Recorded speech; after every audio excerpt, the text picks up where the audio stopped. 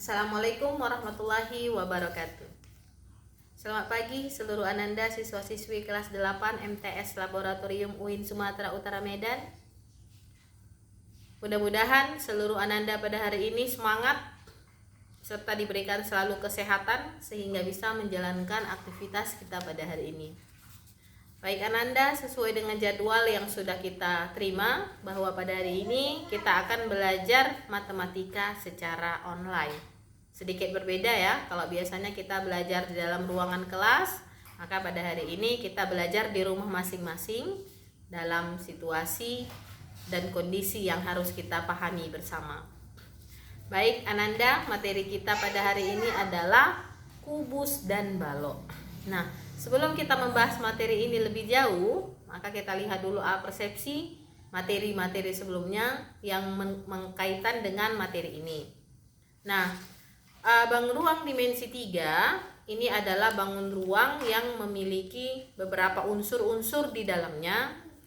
Apa kaitannya dengan materi-materi sebelumnya? Nah, kita harus lihat dulu yang pertama. Nah, ini Umi pegang sebuah kertas. Ini adalah kertas yang berbentuk persegi ya, dimana seluruh sisinya sama panjang, kemudian besar sudutnya juga sama besar. Maka ketika kertas ini Umi lipat, maka bangun yang terbentuk adalah segitiga ya. Maka ini juga termasuk bangun dimensi 2. Nah, kemudian apabila kita perhatikan kertas ini ya, ini kertas putih, apa yang bisa kita lihat dari kertas ini? Sisi-sisi yang berhadapannya yang sama panjang ini ya. Maka ini juga termasuk bangun dimensi 2. Nah, berarti sudah ada 3 tadi Umi jelaskan, persegi, segitiga, persegi panjang. Kemudian apa bangun dimensi 2 yang lainnya? Jajar genjang, trapesium, belah ketupat, layang-layang, kemudian lingkaran. Berarti ada 8 ya bangun dimensi 2 yang merupakan materi prasyarat untuk mempelajari materi ini. Maka materi kita adalah kubus dan balok. Sebelum kita bahas lebih jauh, apa sih sebenarnya manfaat belajar materi ini? Nah, ini secara kontekstual dalam kehidupan sehari-hari kita sudah masuk ke dalam konsep-konsep materi ini ya. Ya usah jauh-jauh, seperti kita berada di dalam ruangan ini. Ini adalah ruangan yang berbentuk balok ya. Ananda sekalian juga bisa perhatikan ruangan kamar, ruangan tamu di dalam rumah itu semuanya berbentuk, ada yang kubus, ada yang balok. Nah, jadi ketika kita ingin mendesain atau membangun sebuah rumah, maka kita bisa menggunakan konsep dari perhitungan kubus dan balok. Ya. Maka di sini ada beberapa mungkin dalam kontekstual kehidupan kita sehari-hari yang berkaitan dengan kubus dan balok ya. Ini bisa Ananda perhatikan, ini adalah kotak susu ya. Nah, ini kira-kira bentuknya seperti apa ya? Seperti tadi Umi jelaskan. Ini adalah bangun ruang balok ya. Nah, artinya ketika dia membentuk sebuah bidang persegi panjang ya, ini persegi panjang, ini juga persegi panjang, juga persegi panjang, persegi panjang, sehingga dia bisa diisi ya. Ini maka ini adalah contoh dari sebuah balok. Nah, kemudian juga ada ini teh asli Sariwangi ya. Ini juga biasa kita gunakan dalam kehidupan kita sehari-hari, dimana kotak teh ini berisi dengan tehnya ya. Ini berbentuk balok. Nah, kemudian ini yang sangat besar. Ini yang ada beberapa di rumah Umi ya. Ini adalah magicom. Nah, kira-kira bentuknya seperti apa ya? Apakah kubus atau balok? Iya, ini bentuknya balok, kubus. Kenapa? Karena seluruh sisi yang kita perhatikan, baik dari sisi depan, sisi samping, ataupun dari sisi atas, ini semuanya berbentuk kubus ya. Maka ini adalah contoh-contoh nyata yang ada dalam kehidupan kita sehari-hari. Maka untuk lebih detail, maka kita kembali ke konsep materi, yaitu materi kubus dan balok. Kita mulai dari yang pertama dulu, kubus ya. Nah, ketika kita mau menggambarkan sebuah kubus, ini sudah ada Umi gambarkan ya, A, B, C, D, E, F, G, H ya. Maka konsep menggambarnya mulai dari apersepsi tadi yang sudah kita bahas. Untuk menggambarkan kubus, kita buat dulu pertama sekali adalah persegi, ya. Berarti ini seluruh sisinya sama panjang. Kemudian dari persegi ini tarik beberapa buah garis, ya. Ya, maka garis ini kita hubungkan. Ya, maka terbentuklah sebuah kubus kembali.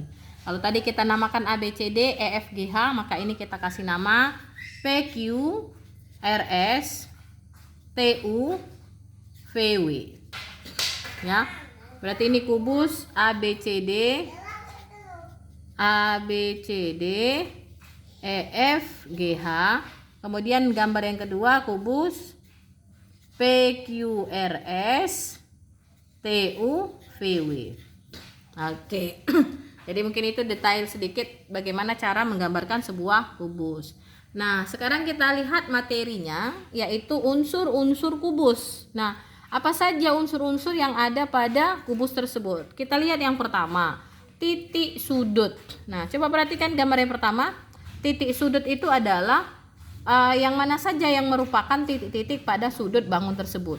Nah, ini bisa kita lihat yang pertama, ini titik A. Ya, ini kita buat titik A. Kemudian mana lagi? Titik B. Terus mana lagi? Titik C, ya. Kemudian titik D dan seterusnya. Berarti kalau dilihat ini bangun kubus ini, berarti titik-titik sudutnya itu titik A, B, C, D. Kemudian ada titik yang lain lagi ya, titik E, F, G dan H. Ya. Maka apabila kubusnya tadi A, B, C, D, E, F, G, H, maka dia memiliki 8 buah titik sudut. Ya. Maka kalau Umi suruh perhatikan kamu, coba perhatikan kubus P, Q, R, S, T, U, V, W, ya. Coba disebutkan salah satu titik yang ada pada gambar tersebut. Iya, ada 8 juga. Yang pertama adalah titik V, kemudian ada 7 titik yang lainnya. Bisa dipahami ya, Ananda? Kemudian yang kedua adalah rusuk. Ya. Nah, rusuk itu adalah hubungan dari 2 buah titik sudut yang tadi sudah kita bahas. Nah, apabila tadi ada titik sudut A, kita hubungkan kepada titik B, ini, maka terbentuklah rusuk AB atau bagian alasnya kita perhatikan. Ini yang merupakan alas, ya. Maka alasnya adalah AB, kemudian BC, kemudian CD, kemudian AD. Ya. Nah, sekarang coba kita perhatikan bagian rusuk yang tegak. Berarti garis yang tegak-tegak dari 2 buah titik sudut tadi. Ini dari titik A ke E, berarti ini ada AE. Kemudian BF. Kemudian mana lagi? HD. Ya, yang tegak-tegak ini ya. Kemudian ada titik rusuk lagi mana? CG ya. Oke. Dan lain-lain. Maka kemudian yang ketiga adalah bagian atas, ya, rusuk bagian atas. Yang mana saja itu? Ini bagian atas ya. Berarti EF, terus FG, terus GH, kemudian EH. Oke, itu unsur-unsur dari rusuknya. Kemudian yang ketiga, bidang atau sisi. Maka ini terdiri dari yang membentuk sebuah bidang. Nah, coba kita perhatikan. Yang kita lihat dulu bagian alasnya, ya. Bidangnya itu yang mana saja? Nah, coba kembali ke konsep ini. Boleh kamu lihat ada berapa sih bidang yang ada pada kubus ini? Ini 1, 2, 3, 4, ya. Itu yang tegak-tegaknya saja. Kemudian bagian atasnya 5, atas ini ya. Kemudian bawahnya 6, ya. Maka coba kita perhatikan bagian alas tadi ABCD ini ya, ABCD. Kemudian bagian atasnya yang mana? EFGH. EFGH. Kemudian bagian depannya yang mana? ABEF. ABEF. Kemudian yang belakangnya mana? CDGH. Ya, CDGH. Kemudian bagian kiri yang mana? AD, EH, kemudian kanannya BC, FG. Pas 6 ya, 1, 2, 3, 4, 5, 6. Oke, itu unsur-unsur yang ketiga. Kemudian unsur yang keempat, diagonal sisi atau bidang ya.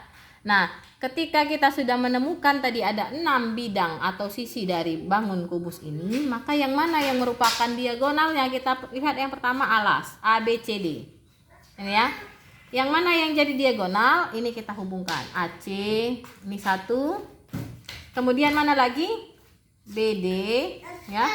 AC, BD. Kemudian kalau kita lihat bidang atas EFGH, berarti ini ada EG, kemudian FH, dan seterusnya ya. Kemudian unsur yang kelima adalah diagonal ruang. Nah, kalau kita perhatikan ruangan kita ya, yang mana yang termasuk diagonal ruang? Ini katanya ada 4 ya. Yang pertama adalah AG, berarti dari titik sini ke ujung sini kita tarik, ini AG 1. Kemudian mana lagi? HB, ini ya, dari titik H ke titik B, HB. Oke, dan seterusnya. Ini ada 4 ya. Oke, kemudian unsur yang terakhir adalah bidang diagonal ya. Yang mana termasuk kategori bidang diagonal? Nah, tadi kita sudah tarik bidang diagonal-diagonal sisinya, ada AC, kemudian ada EG. Maka ini bisa membentuk sebuah bidang ya. Maka bidang diagonalnya adalah 1 AC, ini AC, GE. Ini. Kemudian kalau kita perhatikan bidang diagonal yang lain yang mana? Tadi AC, GE ya. Nah, kemudian kalau kita balik yang ini ya, bisa terbentuk BD, FH.